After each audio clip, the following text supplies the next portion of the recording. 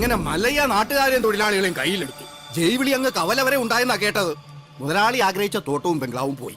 മല്ലഞ്ചരക്കാര് നമുക്കെതിരെ ചെട്ടിക്കമ്പനി തുടങ്ങുകയും ചെയ്തു. ഇങ്ങനെ പോയ അയാൾ കയറി അങ്ങ് വാങ്ങോ. ആന മതമിളകി വന്നപ്പോഴും നെഞ്ചു വിരിച്ച് നിന്നിട്ടുള്ളവനാടോ ഈ നാഗേന്ദ്രൻ. ഇതിപ്പോ രാഷ്ട്രീയ ഭാവി എന്ന് പറഞ്ഞ ഇളയച്ചൻ കയറി തടസ്സം നിന്നതുകൊണ്ടാ. മല്ലയ്യയുടെ പിന്നിലും പോലീസും രാഷ്ട്രീയം ഒക്കെ ഉള്ളതുകൊണ്ട് നേരിട്ടുള്ള കളി അപകടമാണ്. ഇളയച്ചൻ പറഞ്ഞതുപോലെ ബുദ്ധി കൊണ്ട് കളിക്കണം. വഴിയുണ്ടോ? അവന് ജയ് വിളിച്ച നാട്ടുകാർ തന്നെ അവനെതിരെ തിരിയണം. നമ്മൾ തിരിക്കണം. കാര്യങ്ങളൊക്കെ ഞാൻ തന്നെ ആസൂത്രണം ചെയ്തോളാം. നമ്മുടെ ദശമൂലം ജയിലിൽ നിന്ന് ഇറങ്ങിട്ട് ഇപ്പൊ ടൗണിലുണ്ട്. ആദ്യം അവനെ ഇങ്ങ് വരുത്തിക്കാം.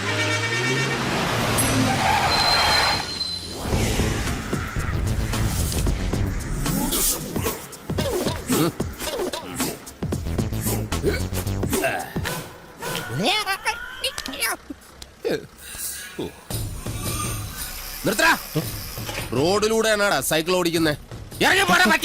ഒരു കൊലക്കേസ് കഴിഞ്ഞ് ഇറങ്ങിയുള്ളൂ. വെറുതെ തന്നെ വീണ്ടും ജയിലിൽ കയറ്റിക്കരുത്. ചേട്ടാ ഇന്നത്തെ കേരള അതെന്താ നാളെ കേരളം ഇല്ലേ?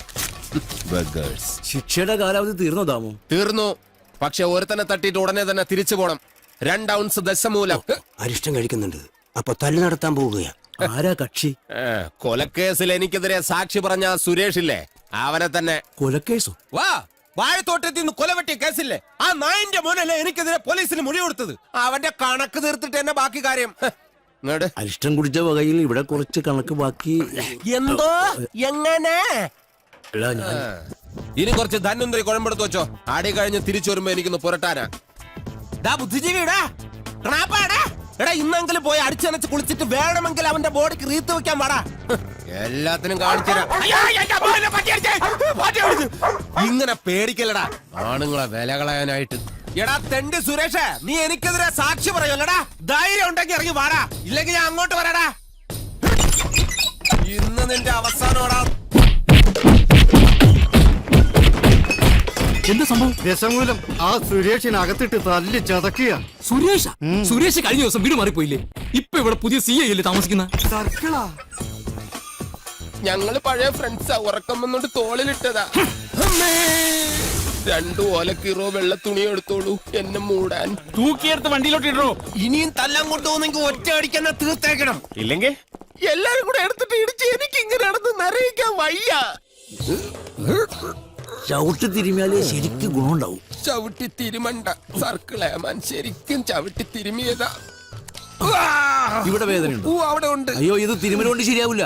എടോ, മേജർ ഓപ്പറേഷൻ വേണം. അതെന്തിന്? എന്റെ ചെറുകുടനും വൻകുടനും പിണഞ്ഞു കിടക്കുക. കൈ എടുക്കണം അങ്ങോട്ട്. അണ്ടർവെയറിന്റെ വള്ളി കയറി പിടിച്ചിട്ട് ചെറുകുടലും വൻകുടലെന്ന് വൈദ്യന്മാരെ പറയിപ്പിക്കാൻ വേണ്ടി. എതിർകക്ഷി ഇത്തിരി സ്ട്രോങ് ആയതുകൊണ്ട് അല്പം സൂക്ഷിച്ച് കളിക്കണം. എന്തിനും ഉടനടി പ്രതികരിക്കാൻ നിൽക്കരുത്. സാറ് തോറ്റു നിൽക്കുകയാണെന്ന് അയാൾക്ക് തോന്നണം. എന്നിട്ട് അവസരം വരുമ്പോ വെട്ടിലാക്കണം. നമസ്കാരം. സാറേ, വൈദ്യർക്ക് സാർ എന്നെ ഇടിച്ച പോയിന്റ് ഒക്കെ കൃത്യമായിട്ടൊന്ന് പറഞ്ഞു കൊടുക്ക്. സദവ് എവിടെയാണെന്ന് വൈദ്യർക്ക് പിടികിട്ടുന്നില്ല. സോറി, വീട്ടിൽ അതിക്രമിച്ച് കയറിയപ്പോ. അയ്യോ, ഓർമ്മിപ്പിക്കല്ലേ പൊന്നെ. അതൊന്നും സാരമില്ല. ഇവൻ ഇതൊക്കെ പതിവാ. മതി മതി, ഇനി മൊത്തത്തിലൊന്ന് വാറ്റി പുഴുങ്ങി എടുത്താ മതി. ഇവനെ കൊണ്ട് വേറെ ജോലിയുള്ളതാ. പണ്ട് പുറന്തലയ്ക്ക് അടിയിട്ടിയ അതേ കമ്പിയുടെ വണ്ണം. ഈ മതിലുകെട്ടൊക്കെ സർക്കാരിന് നിരോധിച്ചൂടെ ബാക്കിയുള്ളവനെ മെനക്കെടുത്താൻ. ഭാഗ്യം, ബ്രഹ്മചര്യം പോയില്ല. നമുക്ക് പോവാടിയില്ലോ പെണ്ണേ.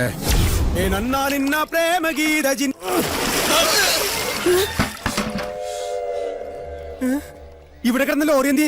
KD 2829. നിങ്ങളാരാ? പൂമകളാ? ഹലോ, ആ മുരുക, നമ്മുടെ കാണാതെ പോയി ലോറി കിട്ടി. പക്ഷെ എന്നെ കിട്ടണമെങ്കിൽ നിങ്ങൾ ഇവിടെ വരണം. ലോറി ഇപ്പൊ എവിടെ ഉണ്ട്? ലോറി എന്നാ കസേരപ്പുറത്ത് വന്ന അമ്മാവനില്ലേ, ആ അമ്മാവന്റെ വീട്ടിലേക്ക് കേറ്റി പാർക്ക് ചെയ്തിരിക്കുക.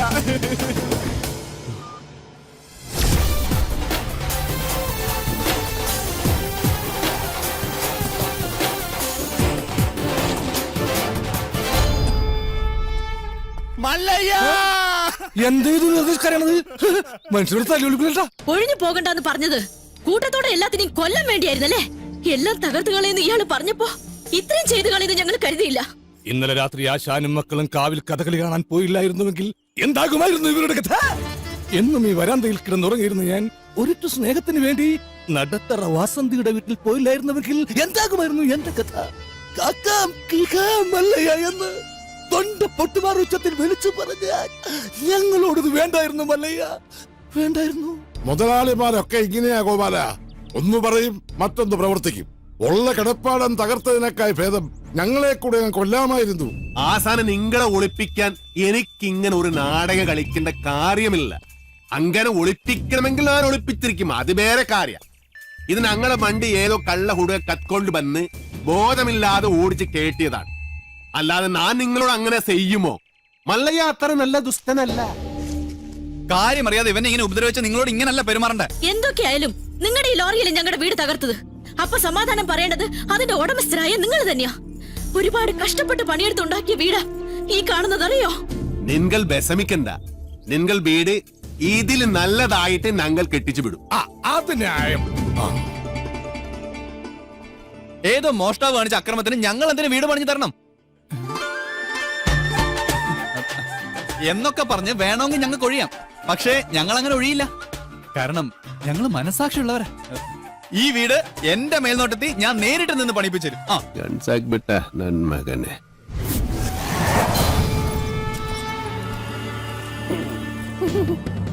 ഈ ലോറിയുടെ ആർസി ഓണർ ആരാ? ഞാനാ. ഓ, എന്നാ സാറ് വന്ന് ജീപ്പിലോട്ട് കയറണം. എന്താ കാര്യം? വധശ്രമം. വീടൊഴിയാൻ കൂട്ടാക്കാതിരുന്നവരെ ഗൂഢാലോചന നടത്തി കൊല്ലാൻ ശ്രമിച്ചു.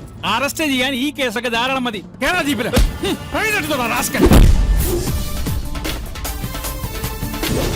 ഒരാളിവിടെ നിൽക്കുന്നുണ്ടല്ലോ സാറേ.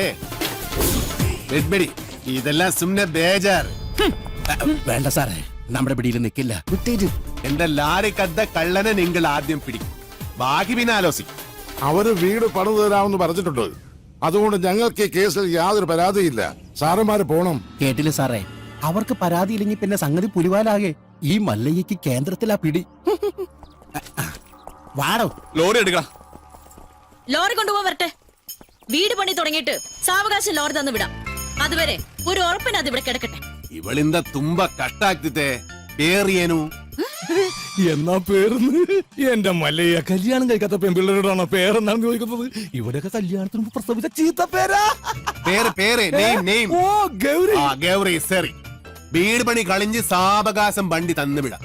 അതുവരെ വണ്ടി അവിടെ കിടക്കട്ടെ ഒരു ഉറപ്പിന്. എടാ വണ്ടി തൽക്കാലം മാറ്റിയിട്. ഗൗരിക്ക് സന്തോഷമായില്ല. വണ്ടി എടുത്തോ. ആൾക്കാരൊക്കെ ഒന്ന് മാറിക്കുന്നേ. തലയിൽ വല്ല ഓടാ കീടാ വീണ ആശുപത്രി കൊണ്ടുപോകാൻ ഞങ്ങളെ പറ്റില്ല. മാറിക്ക്. പോട്ടെ റൈറ്റ് എടുത്ത് പോട്ടെ. വല്ലതും പറ്റിയാ? വടിവാളായിട്ട് എനിക്ക് ചുറ്റി 8 പേരാ. അത് നിസാർക്കാരല്ല, വടക്കമ്മല എന്നുള്ള ടീം. ചട്ടമ്പിയായി ജനിച്ചു പോയില്ലേ, ഓടാൻ പറ്റുമോ? പലപ്പോഴായിട്ട് ഓടിയിട്ടുള്ളല്ലേ, പിന്നെന്താ? ചുറ്റും വടിവാളായിട്ട് നിൽക്കുമ്പോ ഓടാൻ ഗ്യാപ്പ് വേണ്ടേ? മാത്രമല്ല ലോറിയുടെ സ്റ്റിയറിംഗ് ഇതാ ഈ നെഞ്ചിലും. സ്റ്റിയറിംഗ് അല്ല, ഈ ലോറി തൊഴിലാളികളാണല്ലോ അധികം ഗുണ്ടകളും. അങ്ങനെ അരമണിക്കൂർ കഴിഞ്ഞ് ബോധം തെളിയുമ്പോ ഞാൻ അബോധാവസ്ഥയിൽ കിടക്കായിരുന്നു. ഒരു കണക്കിന് ഞാൻ ലോറിക്ക് അടിയുന്നു. റോട്ടിൽ നിന്ന് എഴുന്നേറ്റ് നേരെ പൈപ്പിന്റെ മുട്ടി പോയിട്ട് മൂത്രം പോയ ജട്ടിയും കഴുകി നേരെ ആശുപത്രിയിലേക്ക് പോയി. ഓ ശിവനേ, ഇതെന്ത് പറ്റി ഗോപാല? എല്ലാരും തലയിലും കെട്ടാണല്ല. ജന്മദിനോ ഒന്ന് ആദരിക്കാമെന്ന് കരുതി. അറിഞ്ഞില്ലേ നിങ്ങള്? ഏതോ പരമനാറി മല്ലയുടെ ലോറിയും കെട്ടിന് പോണ വഴി നിയന്ത്രണം വിട്ട ആശാന്റെ ഹൗസിംഗ് അത് ഞങ്ങൾ അറിഞ്ഞല്ലോ. ഏതവനാണ് ലോറി കത്തതെന്ന് മല്ലയ്ക്ക് വിവരം കിട്ടിയിട്ടുണ്ട്. ദമു എന്ത് പറ്റിയടാ? ചായ നെറുകന്തലേ കയറി ബ്ലോക്ക് ആയതാ. ഇനി നീ എങ്ങാനും ഞാനോ? പോടാ. നീ ആരെയും നോക്കണേ ശിവൻകുട്ടി? 11 കാവിലമ്മ വന്നു നോക്കിയതാ. അതിൽ പെങ്ങൾ വരുന്നുണ്ട്. അവൾക്കൊടുത്ത് ഹോസ്പിറ്റലിൽ ജോലി ശരിയായിട്ടുണ്ട്. ജോലി ശരിയാക്കി തന്ന ആരാണെന്ന് നാട്ടുകാർക്കൊക്കെ അറിയാം. അത്ര വലിയ ബന്ധങ്ങളിലേക്ക് പോണോ ശിവൻകുട്ടി? റേഷൻ കട മറന്ന് മണ്ണെണ്ണ വാങ്ങണോ?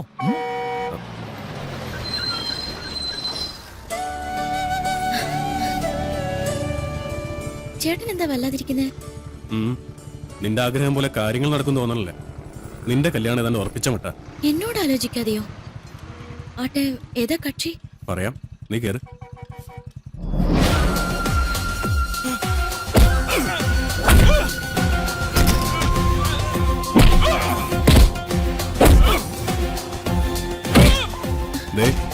ആ തല്ലുന്നവനാ നിന്റെ ചെറുക്കൻ.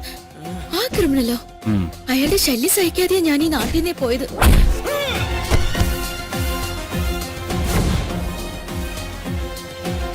എല്ലാവരും കേൾക്കാൻ വേണ്ടി പറയാ ദാ ഞാൻ കെട്ടാൻ പോള പെണ്ണ ഇവള്. ഇനി ഇവൾക്ക് കല്യാണം ആലോചിച്ചുകൊണ്ട് ആരെങ്കിലും വന്ന ഇവന്റെ ഗതിയായിരിക്കും എല്ലാത്തിനും. പറഞ്ഞേക്കാം. ഒന്നുകൂടെ ഒന്ന് മെനിങ്ങിയിട്ടുണ്ടല്ലോടി. അടുത്ത ആഴ്ച തന്നെ കല്യാണം ഉറപ്പിച്ചോളാൻ അച്ഛനോട് പറ.